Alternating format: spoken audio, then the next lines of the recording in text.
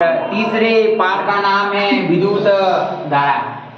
अध्याय तीसरा है, अध्याय कितना करना पड़ी तीसरा और नोट्स करना पड़ी नोट्स और तीसरे पाठ का नाम है विद्युत विद्युत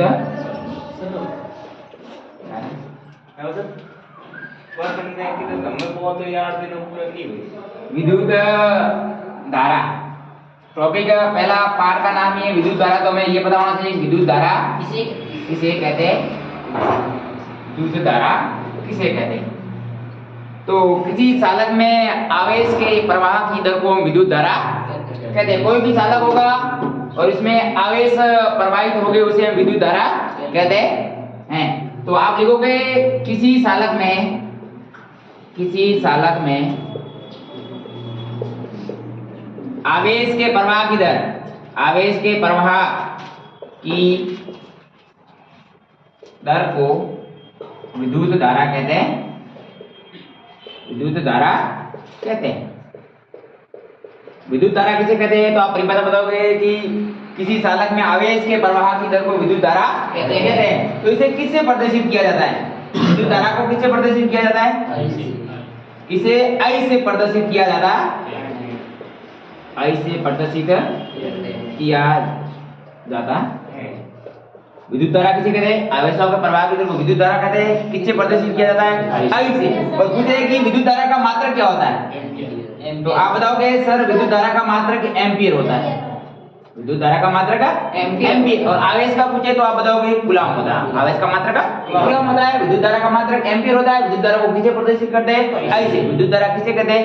तो किसी चालक में आवेश के प्रवाह की दर को हम विद्युत धारा कहते हैं। तो हमारे पास में सूत्र हो जाएगा I बराबर में Q बटे T। एकांक समय होगा, समय के साथ में आवेश प्रवाहित होगा जिसे हम विद्युत धारा कहते हैं। ये विद्युत धारा का छोटी सी परिभाषा है। और इसके आगे हम पढ़ेंगे एक क्वेश्चन।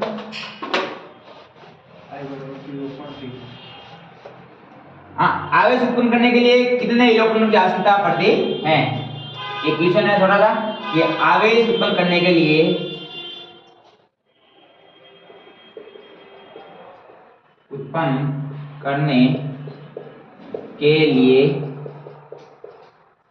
कितने इलेक्ट्रॉन की आवश्यकता होती है? कितने इलेक्ट्रॉन की आवश्यकता होती? अभी आपके पास में क्वेश्चन आ गया कि आवेश को उत्पन्न करने के लिए कितने इलेक्ट्रॉन की आवश्यकता होती है। तो हम जानते हैं कि Q बराबर हमने ले लिया 1 कूलम। कितना ले लिया? 1 कूलम ले लिया। और इलेक्ट्रॉन का मान हमारे पास में पता होता है। एक आवेश के लिए इलेक्ट्रॉन का मान होता है 1.6 × 10⁻⁻⁹ कूलम।